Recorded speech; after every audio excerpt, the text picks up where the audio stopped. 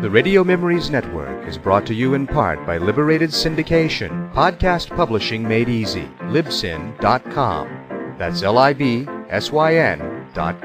Experiencing the plays, great performances, and compelling stories each week from the archives of great productions of Hollywood's best producers and actors. We now go back to the early days of radio and our imaginations with our featured drama presentation. Hollywood, California, Monday, June 8th.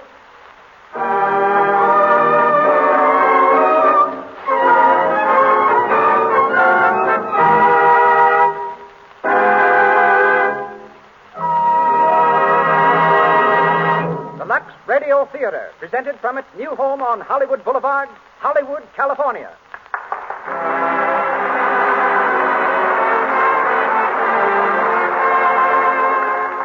Lux presents Hollywood. Such great personalities as William Powell, Myrna Loy, W.S. Van Dyke, Theda Bara, James Seymour, Minna Gamble, Porter Hall, and many others will take part in this presentation sent to you by the makers of Lux Toilet Soap, the beauty soap of the stars. Appearing before a distinguished Hollywood audience, Mr. Powell, Miss Loy, and a cast of 18 great players present the play that has broken box office records from coast to coast, The Thin Man.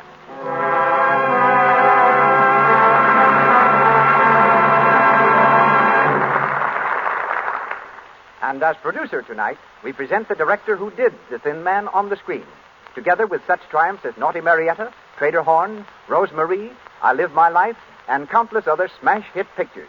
Mr. W.S. Van Dyke. Mr. Van Dyke.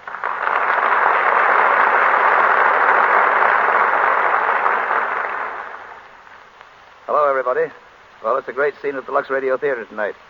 In our audience, we have Betty Davis, Jimmy and Lucille Gleason, Bob Armstrong, Ole Olson of Olson and Johnson, Stu Irwin, Jimmy Starr, famous communist, Evelyn Venable, Mr. and Mrs. Leon Schlesinger. Maybe it would interest you a little inside information on the show we're doing tonight, The Thin Man, and about William Powell and Myrna Loy, who are going to do it for you. As you know, The Thin Man was a best-selling novel by Dashiell Hammett. Hunt Stromberg, down at the studio, MGM, got a hold of it and brought it to me. Woody, he said, if you'll make this picture, I'll buy the story.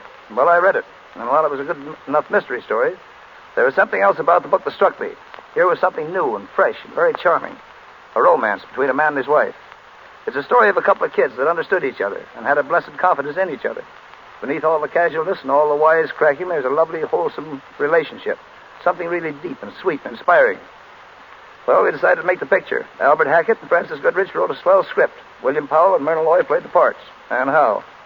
They played them beautifully, because Powell was just Powell and Loy was just Loy. Both of them wisecracking all the time and clowning right through the picture. I suppose you know that plenty of motion pictures take from 2 months to a year to shoot. We did The Thin Man in 16 days, retakes and all. Of course, it wasn't a pretentious picture. We didn't make it as one. I hate epics. But it is evident that people liked it. It has been very interesting to study out how they could tell this story on the radio. Bill and Myrna have had a lot of fun getting it ready for you, just as they did making the picture. And from the original story, from the original motion picture cast, we have, and are fortunate in having, Minna Gamble, Porter Hall, William Henry, and Thomas Jackson here tonight. So here we go, with William Powell and Nick Charles, and Myrna Loy as Nora in The Thin Man. Here they come, Bill Powell and Myrna Loy.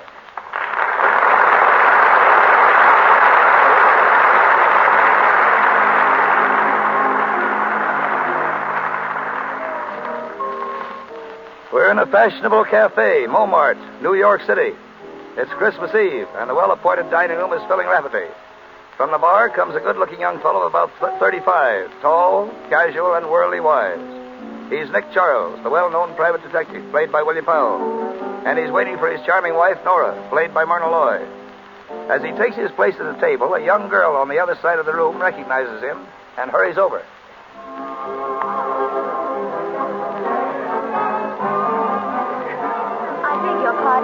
Aren't you Mr. Nick Charles, the detective?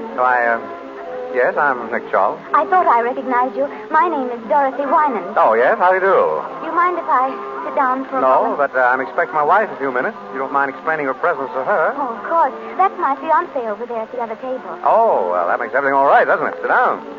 Thank you. Your name is, Dorothy Winans. I'm Clyde Winans' daughter.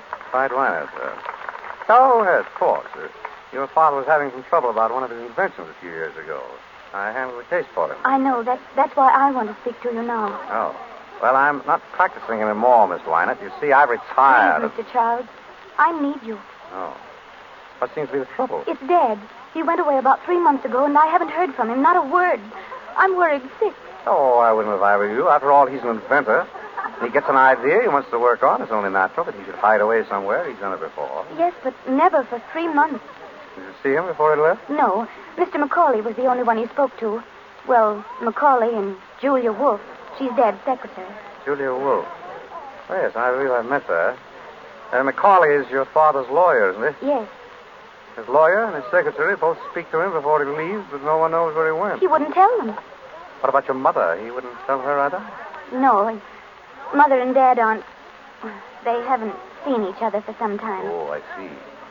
Well, I don't know just what I can do for you. Why don't you speak to Macaulay? Maybe he's heard from your father and forgotten to let you know. Oh, well, I'll call him now. That's the girl. Let me know how it turns out, will you? Of course. I'll be back in a few minutes. I'll be here.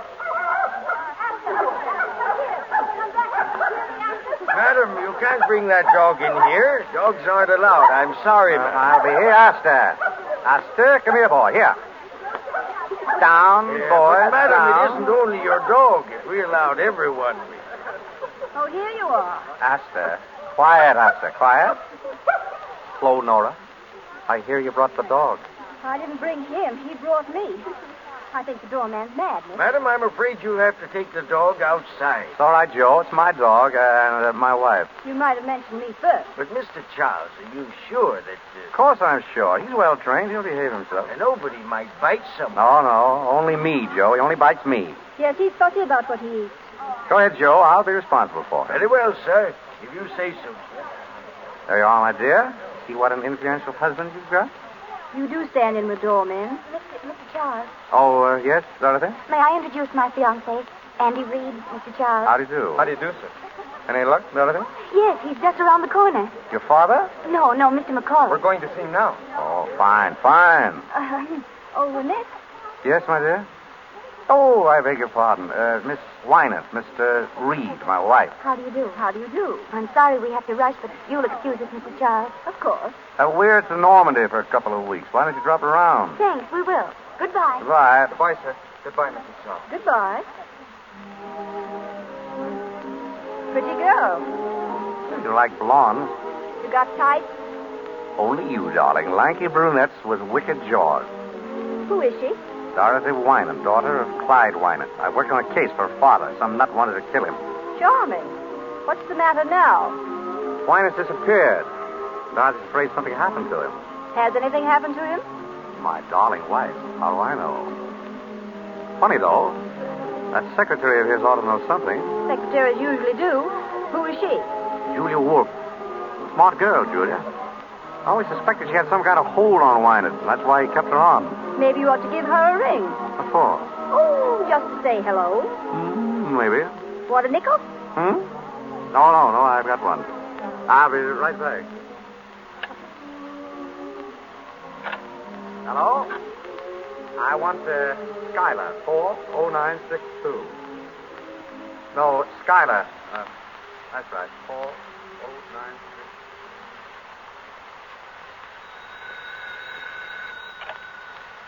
Hello? Yes, Julie Wolfe speaking. Who? Oh, hello, Mr. Charles. Yes? What was it you wanted to... Oh, no, I don't. He didn't tell me. Not a word. I'm sorry. Well, that's all right. Goodbye. Morelli. Coming. Well, who was that? Nick Charles. The detective? He wanted to know where Winans was. Oh, yeah? Why? He didn't say. Did anyone see Winans come here that night? The night you and him had the scrap? I don't know. Oh, no? Well, I guess I'll scram. Wait a minute, Morelli. Where are you going? Oh, taking a little stroll, that's all. If Nick Charles is going to pop up around here, I want to be far away when he does. Ah, don't be a fool, Morelli. Fool, huh? Say, listen, sister, I got a record 9 itching to come face to face with no Dick. Sit down, Morelli. You need money, don't you? Yeah. What about it? You got some? Plenty. I'm Winans' secretary. Oh, yeah? What do you mean by that? Wouldn't you like to know?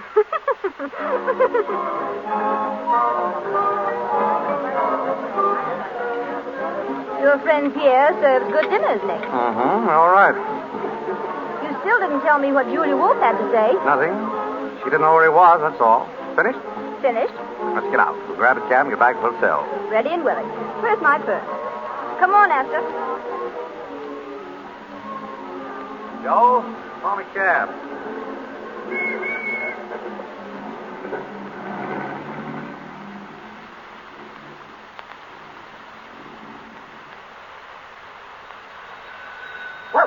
Hello? Hello? Esther, be quiet. Stop it. Hello? Yes? Who is it? Oh, he is. I see. Thank you. Oh, Nick, Yeah? it's Mr. Macaulay. He's on his way up. Call him. I wonder what he wants. Isn't he Winans' lawyer? Yeah? Maybe he's got some news. Well, he ought... Say, you're worrying an awful lot about this business. Forget it. I'll open it. I beg your pardon. I'm Mrs. Charles. Come in, Mr. Macaulay. Hello, Macaulay. Well, hello, Charles. Well, how are you? Fine. Sit down. Thanks. Dorothy told me you were here. I took the liberty of coming to see you. Of course. Charles, what's Mimi up to? Mimi? Oh, Dorothy's mother. Does she have to be up to something? She usually is, trying one way or another to get money out of Wynant. I wanted to find out if you were, sleuthing for her. I haven't been a detective 4 years. Oh, you don't say. Oh, my wife's father died and left her a lumber mill, a narrow gauge railroad, and, a couple of other things. I'm looking after them. I see. What's all the fuss about? Is Wynant in hiding? Well, you know as much about it as I do. I haven't seen him in 3 months. He sends word through Julia Wolf when he wants money. I give it to her, and she gives it to him. Mine? Hello? Oh, just a moment, please. It's for you, Mr. Macaulay. Your office. Oh, thank you. Hello? What? He is? Well, where is he? Oh, very well. Well, he's back in town. Mr. Winans? Yes, thank heaven. He's waiting for me now. Well, I've got to rush. I'll tell you, it's no joke working for a man like that. Oh, goodbye, Mr. Charles. Goodbye, Charles. Long? Merry Christmas. Same to you.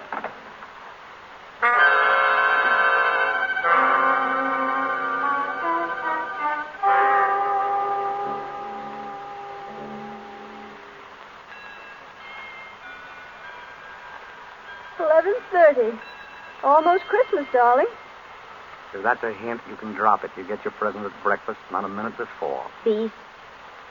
You know, Nick, I've been thinking. It's funny the way Wynant popped up all of a sudden. Yes. Wasn't it? You think there's anything behind it?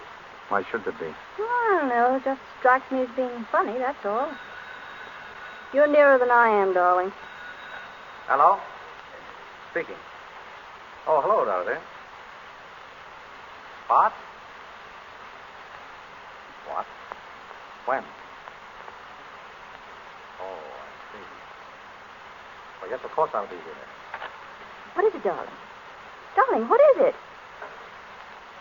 Julia Wolf has just been murdered.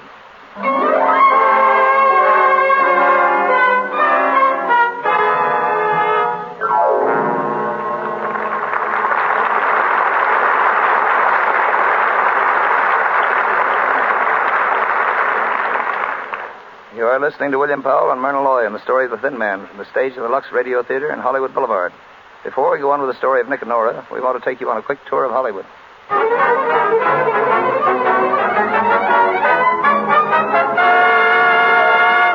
Lobby of the Hotel Roosevelt, where stars and newcomers gather. A young actress just breaking into pictures is telling her friend of her success. Well, there's one thing. I've got one of the best managers in Hollywood, and that means a lot. Oh, but the rules he's laid down for me. Gee, what do you mean, rules? Well, you'd think I was going into training for the Olympics. I've got to lose 5 pounds. I've got to take lessons in singing and diction, and of course my complexion's got to be perfect. I've got to be more careful than ever not to get little blemishes or enlarged pores and what they call cosmetic skin. Thank goodness I know enough to use Lux toilet soap regularly, the way everybody around here does. 9 out of 10 beautiful Hollywood screen stars use Lux toilet soap and have for years. Here's what the famous Claudette Colbert has to say. When I tell people how simple my complexion care is, they always seem surprised. I use cosmetics, of course, but I always use Lux toilet soap to guard against cosmetic skin. It's easy to keep skin lovely my way. And now, on with the show of the Thin Man.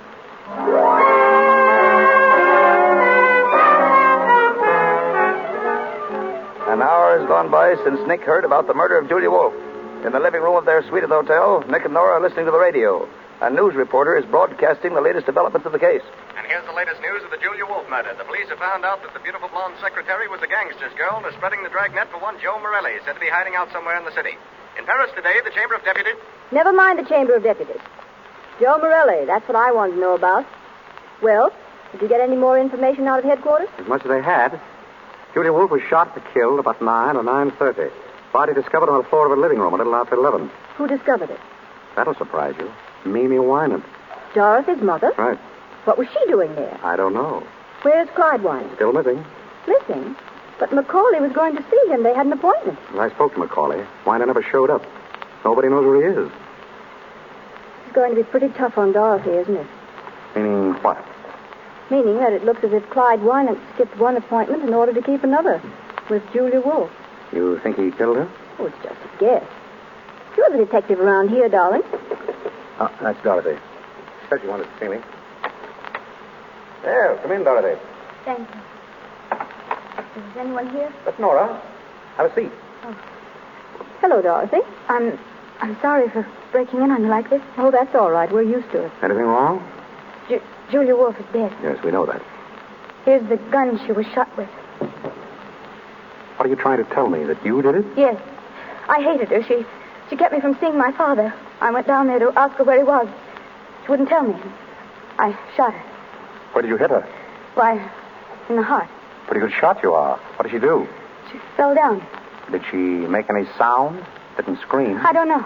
Which way did she fall? She fell over backwards. Oh, yes? People fall toward a shot, you know, not back from it. I knew you were lying. Oh.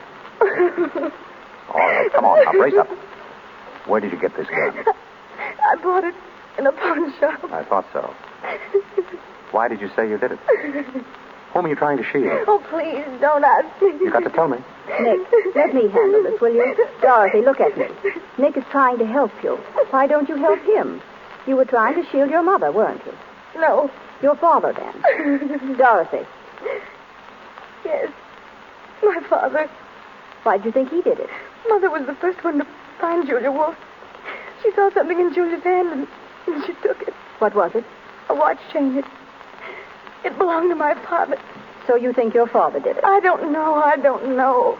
Did your mother turn the chain over to the police? No, she kept it. She didn't tell them anything about it. But she showed it to you? Yes. Why did your mother go to Julia Wolfe's apartment in the first place? She went to ask for money. Oh, money again, huh? Yes? Oh, have them come up, please. Who is it? Dorothy, I wonder if you'd mind waiting in the bedroom. Of course. It'll be only a minute. Well, Nick? It's Mimi Wynant. Alone? She's never alone. Dorothy's brother is with her. Screwy college kid. And some guy by the name of Chris Jorgensen. Jorgensen? Who's he? Macaulay told me about him. A hanger-on type. I think he's after Mimi's dough. But she hasn't any. Maybe that's why she wanted to get some from Julia. I'll take it. Hello. Nick, how are you? Fine. Come in, Mimi. Thank you, Nick. This is my son, Gilbert. How are you? Very well, thank you. And Mr. Chris Jorgensen. He's an old friend of mine. How do you do? How do you do? Sit down. Sit down. My wife. How do you Mrs. do? Wynant, Gilbert Wynant, and Mr. Jorgensen. How do you do? Well, Mimi? Nick, I've never been in such a state in my life. You know, of course, that I was the one who found Julia Wolf. So we've heard. Oh, my dear, it was terrible. I walked in and there she was, lying dead on the floor. I meant to ask you, Mother, was there much blood? Gilbert, don't be so morbid. But I'm interested in murders. You know, Mr. Charles, I formed a theory about this one already. So? In my opinion, the man who did it... Gilbert, be quiet. You don't know anything about it. Oh, but I do. Be quiet. You were saying, Mrs. Winan?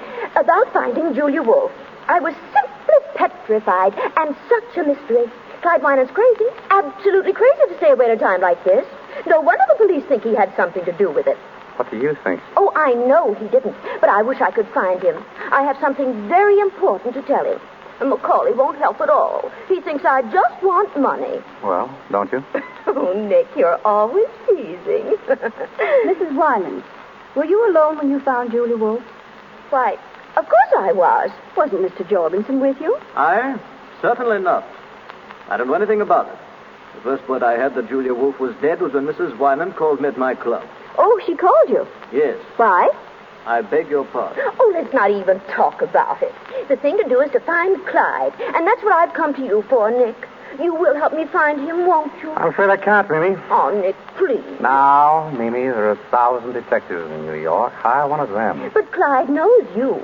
All you have to do is to get in touch with him and tell him that Mimi says everything is all right, but that I've got to see him. I tell you again, I don't want any part of it. Is that final? Final? Well, if that's the way you feel. You'll turn up. You just help all you can. Give the police every possible assistance. What do you mean by that? Oh, nothing in particular. Oh. Well, we'll say good night. Good night. I'm sorry I can't help you, Mimi.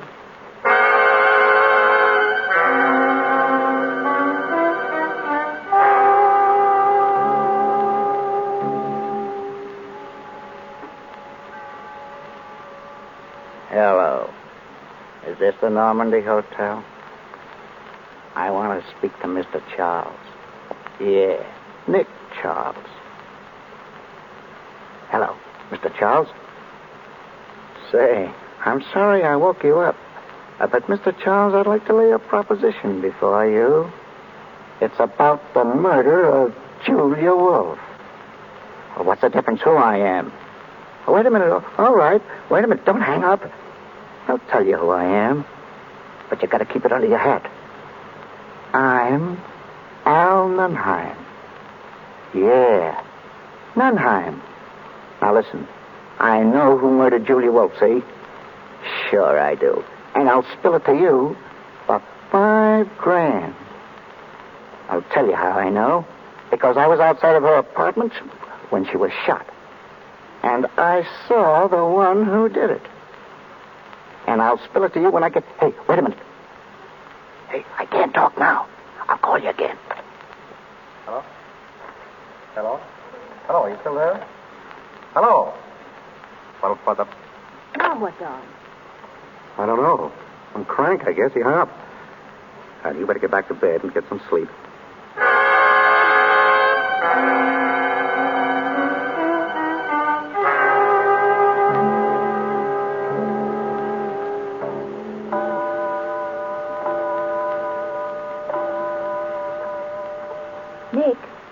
Nick, are you asleep? Yes. Good. I want to talk to you. That's jolly. Don't you think you'd like to go back to detecting once in a while just for the fun of it? Can't you get to sleep? No. Everybody says you were a grand detective. They were kidding you. I'd like to see you work. Tomorrow I'll buy you a whole lot of detective stories. Oh, that poor girl's in an awful spot. There's nothing I can do to help her. She thinks you can. It wouldn't hurt you to find out if you could, would it? And, darling, my guess is that Wynant killed Julia, and Dorothy knows it. And the police will catch him without my help. Now, please put out the light. I'm tired. Oh, all right. But I'm mad at you. Mm-hmm. Nick. Did you hear a knock? Mm-hmm. Shut up, Astor. You want to answer it, Nick? Oh, good Lord. All right, stay in bed. I'll do it myself. Well? Mr. Charles here. Yes? I got to talk to him right away. What about? What's going on? What's going on? There's someone to see you, Nick. That's great. I was afraid I'd have to go to sleep. Come in. Yeah. How about a chair, Mr. Stay where you are, both of you. I got you covered, so don't move. A stick-up. No, it ain't a stick-up. But I got to talk to you, Mr. Charles. I want you to tell me something, and I want you to give it to me straight. You get me? Do you mind putting that gun down? My wife doesn't care, but I'm a very nervous person. Thank you. All right, shoot. What's on your mind? You don't need to tell me you're tough. I heard about you. I'm Joe Morelli. I've never heard about you. I didn't bump off Julia. All right, you didn't. I haven't seen her in 3 months. We were all washed up. Why tell me? I wouldn't have any reason to hurt her. She was always on the up and up with me. But that dirty little rat Nunheim, well, he got sore because she liked me and hated him. So he put the finger on me. That's all very swell, brother, only you're peddling your fish in the wrong market. I've had nothing to do with it. Now, listen. The boys used to say that you were okay, a square guy. Now, that's why I'm here. What's the law doing to me? Do they think I did it? Or is it just something else to pin on me? I'd tell you if I knew, but I'm not in on this. Ask the police. Now, that'd be very smart. The boys would love to have me come in and ask questions. They'd like it right down to the end of their blackjacks. Now, I came to you on the level. The boys say you're on the level. Be on the level. I'm on the level. If I knew anything, I'd be... Who's that? I don't know. This is your party. Open up. Open up. This is the police. The police? You dirty two-timer. Look out, Nora. Oh! Give me that gun. You rat, I'll show you. Drop that gun. Drop it. You'll double-cross me, will you? Come on, drop it. Give it to me. Give me the gun. Grab it. Grab it. Let me go. Let me go, I said. I'll take that gun. Thanks, officer. You almost had me. Get some water, Joe. Nora. Are you all right, Nora? I'm Inspector Guild of the Homicide Squad. You're in a good place, Inspector. Who's that woman on the floor? My wife. This guy shoot her? No, he tried to shoot me. I socked her in the jaw to get her out of the line of fire. I guess I hit her too hard. Nora. Oh. Look at me, Nora. Are you all right, darling? Oh. You darn fool. You didn't have to knock me out. I knew you'd take him, but I wanted to see you do it. She's all right. Okay, Slattery. Take Morelli downstairs. Come on, don't push. I said don't push. How'd you people have to pop in, Inspector? We hear this is getting to be a sort of a meeting place for the Winans family. So we figured we'd stick around in case the old man himself shows up. Then we seen Morelli sneak in, and we decided to come up. And it was pretty lucky for you, too. Yeah. Morelli a friend of yours? I never saw him before. What's he want of you? Wanted to tell me he didn't kill Julia Wolf. What's that to you? Nothing. What did he think it was to you? Ask him. I don't know. I'm asking you. Keep on asking. Oh, so you're going to keep mum, huh? All right, Mr. Charles. I won't bother you tonight, but I'll be in tomorrow morning, and I'll have plenty of things to ask. Good night. Thank you, Inspector Guild. Next time you come, try to stay longer.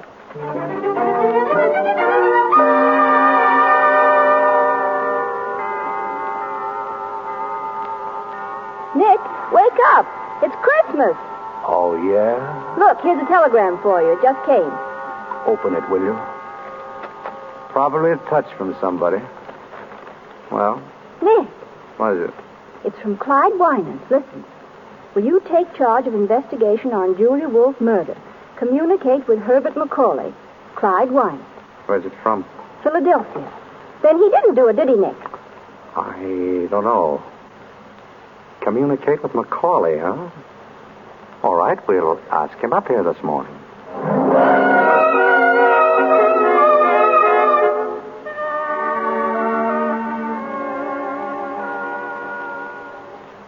There you are, Macaulay. What do you think? He wants you to handle the case. Yeah. Oh. Well, what are the chances of you doing it? Slim. Oh, please, Nick. Quiet there. I wish you would, Mr. Charles. Would it help any if I could persuade him to meet you? You might. I had word from Wynant myself last night.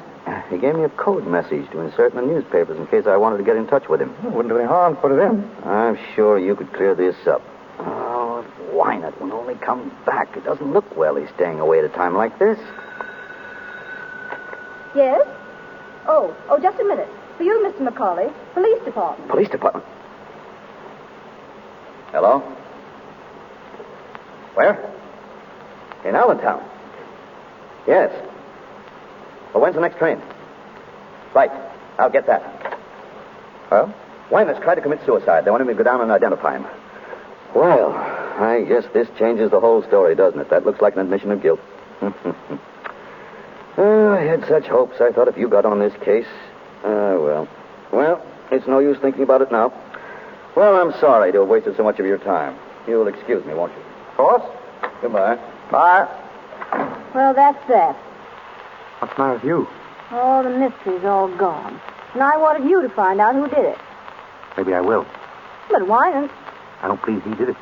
why don't you? No reason. A hunch. But I'm going to find out. Come on, Dr. Watson. We're going places. I want to speak to Inspector Gill.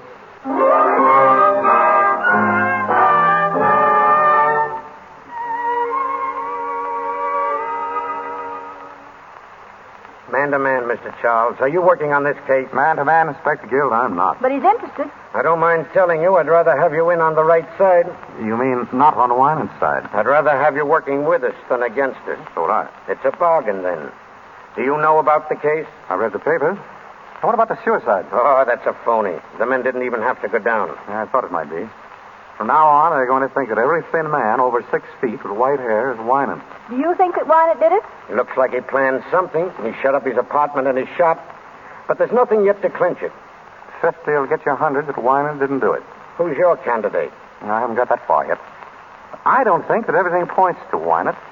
What about the alibis? They're all okay. Mrs. Winans, the boy, Dorothy, Macaulay, even Morelli. What about Jorgensen? Huh? Oh, I'll check on that. Well, I'm afraid this is kind of dull for you, Mrs. Charles. Dull. I'm sitting on the edge of my chair. Frankly, I'm stunned. I don't know what to do next. What about you, Charles? Me? No, but I've got a hunch. What is it? I got a call last night. I thought it was from a crank, but I've changed my mind. Whoever it was knew something, and I've got a feeling I'll hear from him again.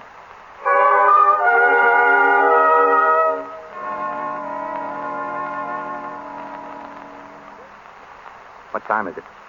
Almost 10. Still waiting to hear from the crank? And how? Here, give me that quick. Hello? Yes? Yes? This is Nick Charles? Who? Can't hear you. I said I can't hear you. You have to speak louder. I can't speak any louder. Say, this is Al Nunheim again. You know, I called you last night. Hey, listen.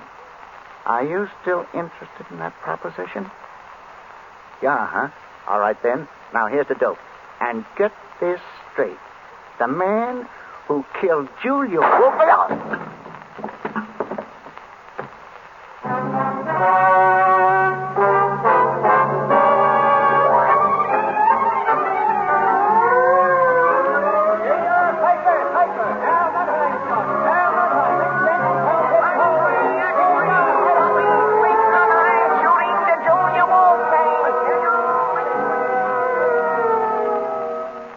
What's this, Gil? You think Wynant killed Julia Wolf and Nunheim? Right. Why? 2 reasons. First off, Mimi Wynant came across with a watch chain. She plucked off Julia's body. Oh, she did, huh? It belonged to Clyde Wynant. Yeah. What's the second reason? A pip. The bullet that killed Nunheim came from the same gun. That's all right, Inspector. All right, it's perfect. Clyde Wynant is guilty of both those murders. Maybe. What? 50 will still get you 100. I say Wynant's innocent. You can say what you want, but I'm spreading a dragnet for that guy over every town in these United States. And I'll get him, too.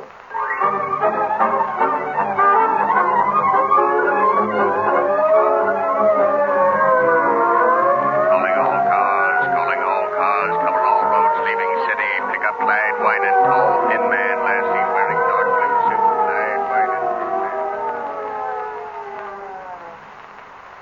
Do you think they'll find him, Nick? He must be in New York. Probably is. Oh, it's getting me down. I saw Dorothy today. Yeah? What? She's broken off her engagement. What for? Oh, don't ask me. She was a little hysterical. Something about not wanting to ruin her fiancé's life. Daughter of a murderer and all that. Oh, poor kid. Well, see you later, darling.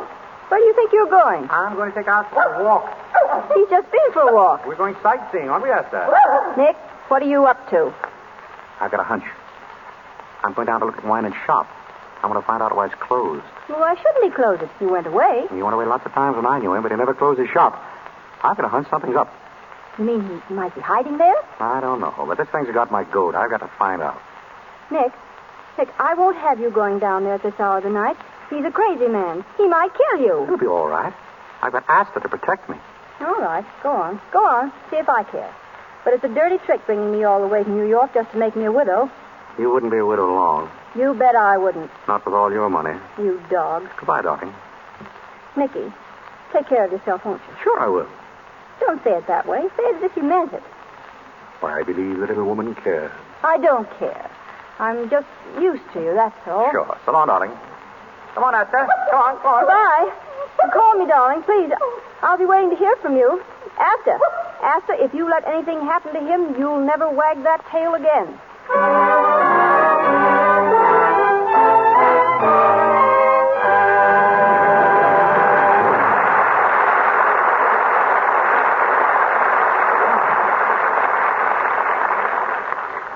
You are listening to the Lux Radio Theater's production of The Thin Man, starring William Powell and Myrna Loy, with the music under the direction of Louis Silvers. This is W.S. Van Dyke speaking. We have here tonight the man who wrote the great picture, Lawyer Man, for Bill Powell here. He's a producer, too, but just on the writing end. He's done many great pictures, 42nd Street, The Gold Diggers, King of Burlesque, and lots of others, including an original musical, Ladies in London, which you'll be seeing soon. And here he is, the man whose name you'll see on the screen before the picture starts. One of Hollywood's greatest picture writers, James Seymour. Come here, Jim.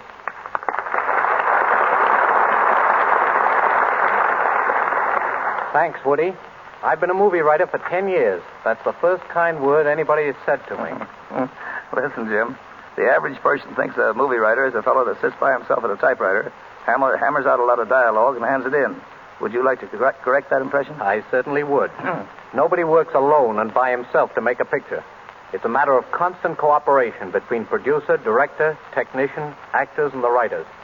Some of the best story ideas come out of the conferences. Jim, how many writers would you say there are on an average picture? Plenty. Believe it or not, I've seen pictures where there were more writers than actors. If all the people who contributed to the story got screen credit, it would look like a page from the telephone directory. You've written on both the stage and screen, Jim. Tell the folks how they're different. Well, pictures have less talk, but they tell more in less time.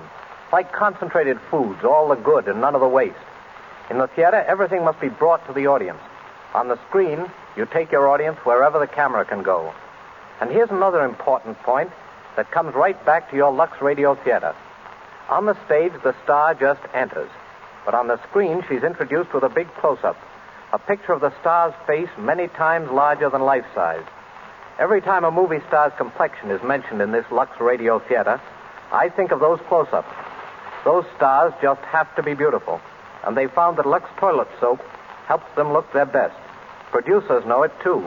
And that's why it's the official soap in all the great studios in Hollywood. Right, Woody? Right on the nose, Jim. Thanks for coming over. Thanks for asking me. Good night. Good night, Jim.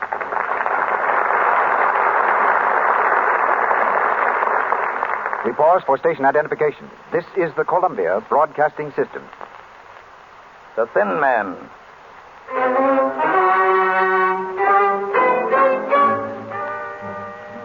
Nick is on his way to Clyde Winans' deserted laboratory. In a dark and desolate section of the city, his cab veers sharply around the corner and pulls up in front of a gloomy, old, rickety building. Say, mister, are you sure this is the place you wanted? Looks like it.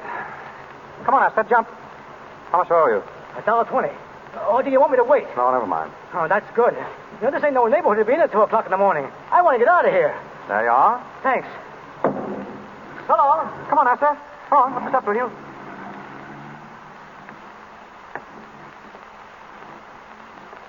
Hello. Nora, what are you doing here? I beat you down. I want to go with you, Nick. Now, listen. No. You're not going in that place alone, and that settles it. Now get out that skeleton key of yours and open that door. I'm here to stay. All right, come on. Test. Darling. Nice neighborhood Winans picked out for his laboratory. I can almost hear the chains rattling. Do you believe in ghosts, Nicky? There we are. Come in. Be quiet. Nick, it's dark in here. I've got a flashlight. We'd like to close the door. Shh. Asta, shut up. Go on, Nora. Which way? Straight ahead. Till you get the layout of the place. Looks awfully big to me. You can't even see into the corners. And don't let the shadows frighten you. Who's frightened? Hold it. What's the matter? This looks like Winans' work table. More like a slab in a morgue. Look, Nick. There's a cement floor all around. Yeah, probably a lot of weight goes on that table. Come on. Where to now? There's an old desk over there by the wall. I want to take a look at it. What do you expect to find? Darling, if I knew what I'd find, I wouldn't be... Nick. What was it, Nick? Just a loose board, I guess. It sounds like somebody was walking over that way. Oh, just your imagination. There's no one in here but us. No. What about Wyman? This is his workshop. Why couldn't he be hiding out here? What's that? It's Asta. Asta, come here. She's scratching on the cement around the work table. Asta, stop it. Stop it. Did you hear what I said, Asta? Nick, look at him. He's after something. I've seen him scratch the ground like that when he was looking for... Asta. Asta. Nora, look. Look at this. New cement. Listen. Nick. It's hollow. I wonder if I could find something to dig it up. There's an iron bar on the table. I just saw it. Here it is. Ah, good. Now, if I just knock a hole in that cement, we'll find out what's under there. Oh, Nick, I'm scared. Asta, quiet. Keep away, Nora. Asta, come here. Once more. There she goes. I'm through the cement. Nick. Asta, get away from there. Get away. Nick, what is it? What's he after? We must get Inspector Gill here. What's under there? A body. Must have been there for weeks. Oh, Nick.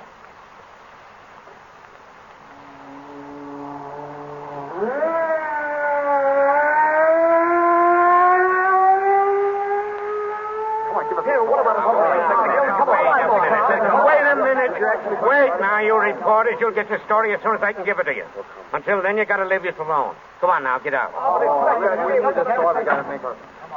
Those reporters are enough to drive a guy nuts. Well, you were right, Nick. It was a body. A skeleton, rather, buried in lime. I wonder what Wynan had against this one. Did you find any clothes? Yeah, but no identification on them. Just a silver belt buckle with the initials DWR. DWR? Who was that? I got a good idea. That case you worked on. The guy who threatened to kill Wynan. What was his name? Oh, Rosewater. Yeah, Rosewater. He said Wynan tried to steal an invention, didn't he? Yes, but we figured it was just blackmail. Just the same, Wynan wouldn't mind having him out of the way, would he? And according to the doc, the body's been there at least a couple of months. That's just about the time Wynan closed the shop. Right. Did you put the skeleton under the fluoroscope yet? Half an hour ago. We found the bullet he was killed with, and something in the leg bone. An old piece of shrapnel. Shrapnel? Yeah. Why? Shrapnel in the leg bone. He probably limped. What do you mean? Oh, nothing. Well, so long, Inspector. I'm going to pick up my wife, take her home. It's been a long night. So long. Give her my best, will you? Right.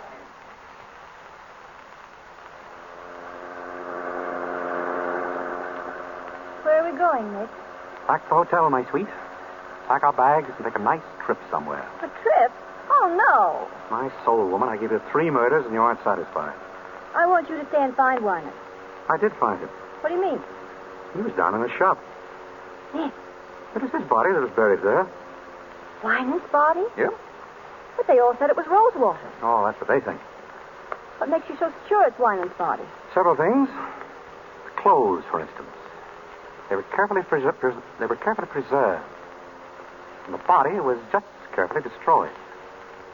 The person who killed him counted on one thing, that all skeletons look alike. Well, don't they? Sure. But I remember that Wynant had some shrapnel in his shin. They found it under the fluoroscope. How long has he been dead? A couple of months, anyway. Then he couldn't have committed those other murders. Smart gal. Wynant dead. Does Dorothy know? No, nobody but you. I didn't even tell Gil. Why not? I want to lie low till I get the whole dope. I don't want to go off half-cocked. What are you going to do? I'm going to get the real murderer. I've got an idea. Want to see me take him? Yes. You got a nice evening dress? Oh, I've got a Lulu. Why? I'm going to give a party, a dinner party. Everything from Russian caviar to camembert cheese, an orchestra behind the palms, subdued lighting. What is this? And I'm going to invite all of the suspects. The suspects? They won't come. Oh, they'll come. I'll have Gil issue the invitations. Nick, who's going to be there? Everybody. You, me, Dorothy, her ex-fiancé, His name's Andy. Right. Macaulay, Mimi, Gilbert, Jorgensen, and Morelli. Oh, darling, what a lovely party.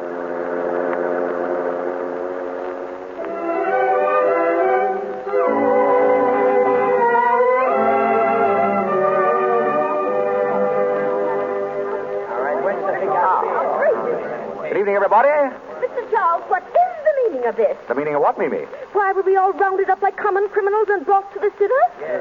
To eat, Mimi, and talk. Will everyone please be seated? Dorothy here. Thank you. Andy, next to her, please. Oh, but Mr. Charles, Please. Very well. Mimi on the other side of Andy. Mr. Jorgensen over there, please. Very kind, Mr. Charles. Not at all. Mr. Macaulay next. Of course. Morelli? What? Right where you are. Now, say, listen. Sit down. And Gilbert, you can sit just opposite Mama. Mr. Charles, I have a theory. We'll listen to it later. Inspector Guild, you and your men will stand by the door, please. Sure. Fine. Now, Nora, if you'll sit here by me. Delighted, Mr. Charles. Pleasure, Mrs. Charles. Now, we're all ready to begin. Will you please pass the celery, Mrs. Weiner? No, I will not. I demand to know why we are here. Before dinner? All right. I've got some important news. I've seen Wynan. You Papa? Certainly, I mean it. That's nothing. I saw him myself Yes, Mimi? When? last night. He came to see me in my apartment. Oh, did he? What did he say? He didn't say very much. You want to know how I was and how the children were. I'm afraid you're lying, Mimi. You see, I really did see Wynant last night. Are you kidding? No, Why didn't you tell me? Why didn't you hold him? because I found out for certain that he didn't commit the murders. You know that's ridiculous. Wait a minute. Let him have his say. Thank you. Morelli, you knew Julia. Was she jipping Wynant? Taking dough on the sly? Well, she don't say she is, but I figure she is, yeah. Thank you. Now I'll tell you why I know Wynant didn't commit those murders. 3 months ago, Wynant found out that Julia was cheating him and was splitting with some man. He went to find the man, and he did. That man was desperate. He knew that he was caught dead to rights. And at prison, staring him in the face, he took the only way out. He killed Wynant. Oh, Terrible to tell you this way, Dorothy, but your father's dead. dead, He's been dead for 3 months. dead. Oh. Oh, darling, don't cry, please. Oh. Oh, I know it's terrible, but isn't it really better this way? Oh, Andy. Andy. You'd better take her home, Andy. Yes, of course. Come on, darling. Let them out, Inspector. Oh, open up. Oh, don't cry, darling, please. It'll be all right now. Oh, can you beat that? Oh, this is absurd. How can Clyde be dead? You said yourself you saw him last night. So I did. I saw him lying buried in his shop. You mean that body? Was Wynant. Perfectly absurd. And the murderer is right here in this room tonight. He's sitting at this table. What? Who is it? I don't know. But I thought if we all had a little get-together, we might be able to find out. I'll tell you as much as I know. This murderer is a very clever man. He planned the whole thing beautifully. After he killed Wynant, he wired Macaulay, using Wynant's name, and told him to shut up the shop.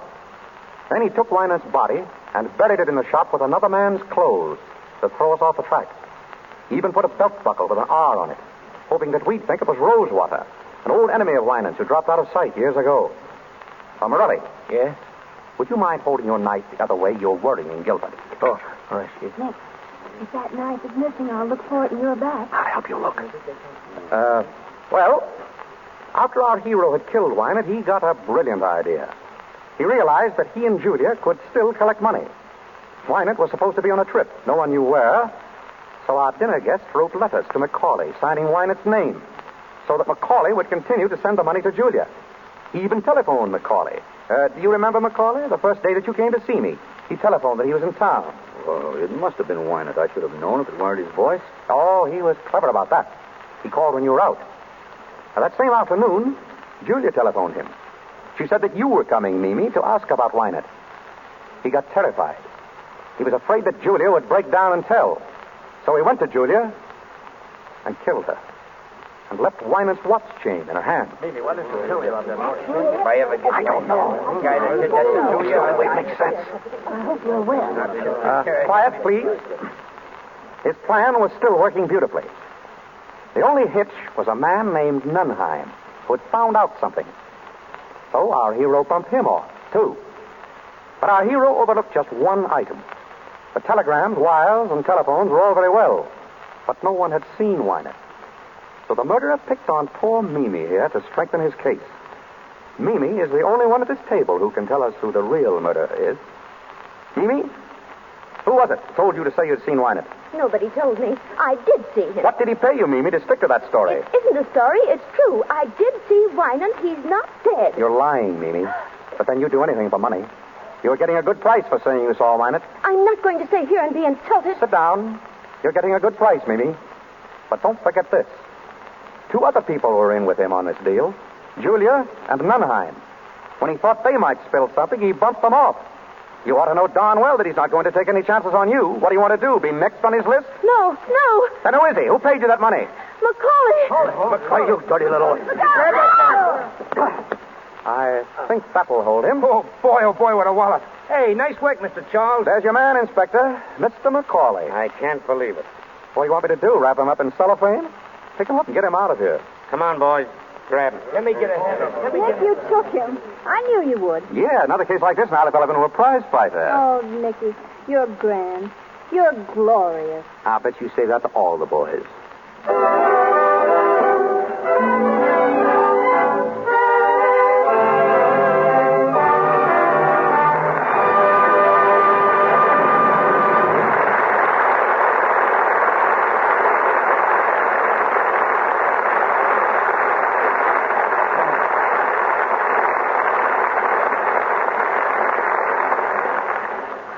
Well, that's that. The story of the Thin Man with William Powell and Myrna Loy.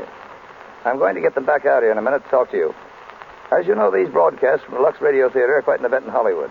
And among our many friends here tonight is one of the greatest stars of the silent pictures. I admired her from afar when she was doing such magnificent spectacles as Cleopatra, and I was just an extra. Today, she is the wife of one of our leading film directors. I've known her for many years as a most charming and gracious lady, and I want you to meet her now, Miss Theda Bara.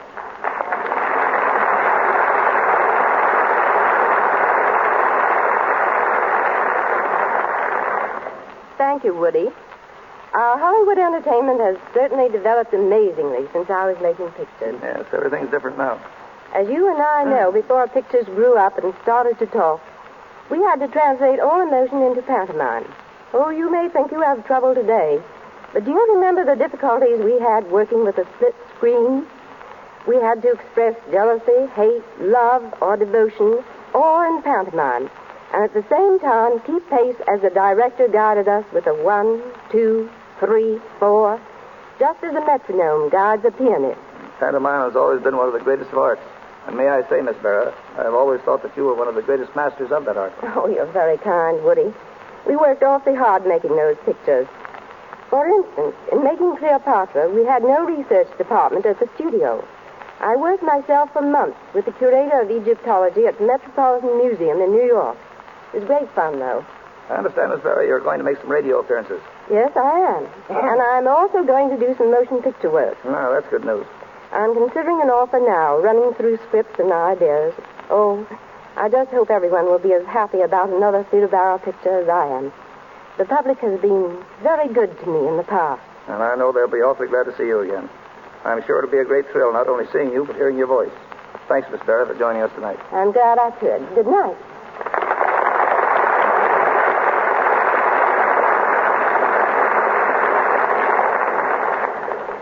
Hearing Theda Bara talk of her plans brings to my mind some other plans I've heard discussed in Hollywood this week. Picture people are talking about Charlie Chaplin's recent statement that he will start work on a new picture very shortly. Miss Paulette Goddard will be starred. Chaplin will write and direct, but will not act in it. A disappointment to many of us. Barbara Stanwyck and Robert Taylor are starting a new picture today, and I'm tickled to death that I got the job directing. It's called His Brother's Wife. Speaking of Bob Taylor, there's a lad who is going places. He's got a great future. And sometime in that future, he's going to do Armand to Greta Garbo's Camille. Bill Powell and Myrna Loy here are interested in the making of MGM's picture The Good Earth. Louise Rayner, who was with them in The Great Ziegfeld, and Paul Muni are the stars. And now Bill Powell and Myrna Loy are coming out on the stage. Arise, Bill, Myrna.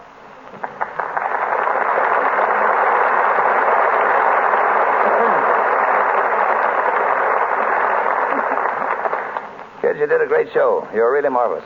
What, no retakes? No property man. Yeah, Bill.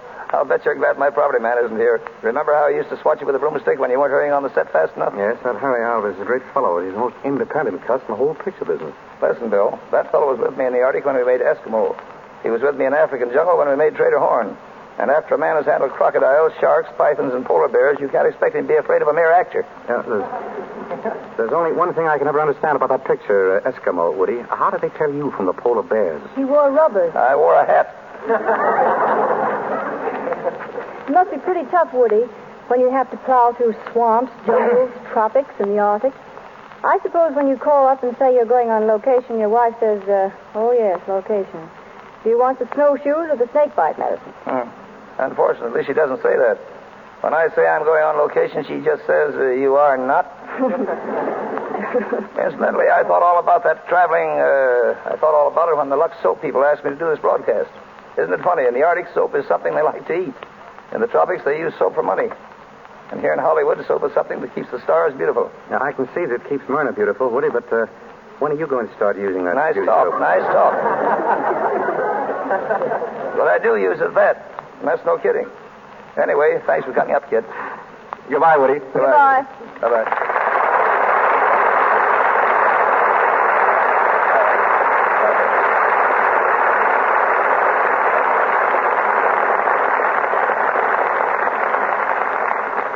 Before I tell you about next week's show, I'm going to ask our announcer, Mr. Rick, to tell you more about the cast and about Hollywood studios who are cooperating with us.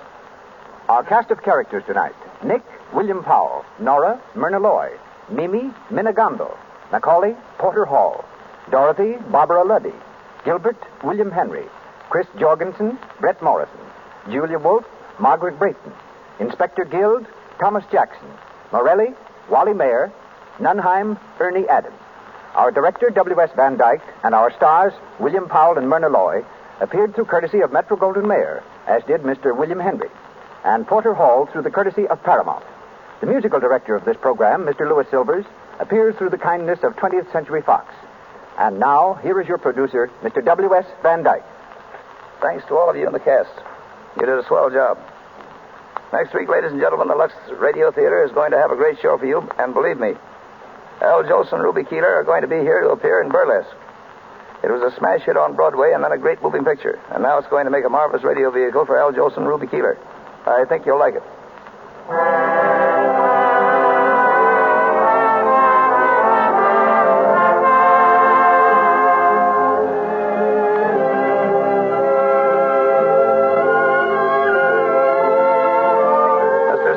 DeMille will return to the Lux Radio Theater in time to produce Burlesque. And you know he'll give you a great show. I've enjoyed being with you all, and good night.